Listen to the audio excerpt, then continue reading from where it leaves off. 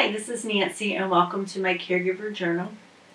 I am in a caregiving situation with several people where we all realize that caregiving will end most likely with end of life. We're not in situations where we're looking for remission and miracle cures, although it can always happen, and I would gladly accept it.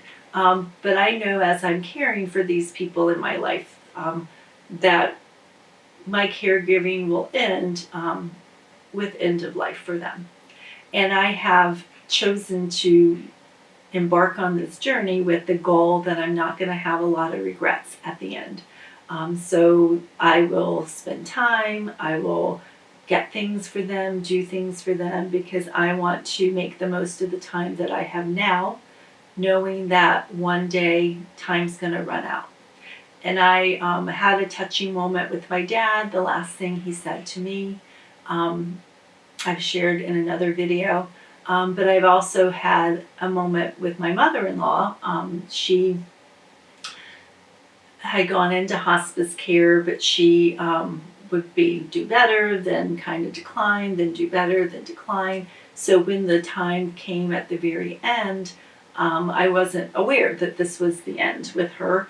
And I was visiting her and talking to her and trying to get her to stay in bed because she was too weak to get out. And she grabbed my hand and she stared at me.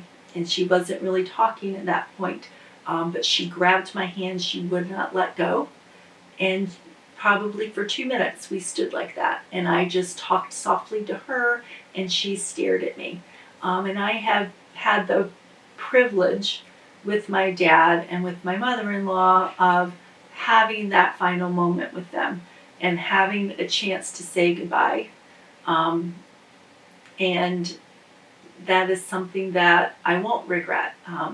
While it's been challenging to have the time with them and to work that with my life and with caring for Dan and caring for people, and sometimes I'm exhausted and sometimes people criticize me, you're doing too much, you need to slow down. But again, I want to be there for the people while they're here. I want to live my life so that I'm not going to look back one day and say, I should have gone to visit. I should have gotten her shampoo that she needed. I should have done this. And there's always things that I could have done better. But I am very privileged and honored that one of her final moments was holding my hand, and I was able to say goodbye, and I was able to have that moment with her. And those are the times when I look back, when I'm exhausted, when I'm upset, when I don't like my life, which happens. And I can know that the time that I've given, the time that I've cared, is something that one day I will no longer have the opportunity to do that. And instead of regretting lost moments, I am going to be grateful for the times that I've had.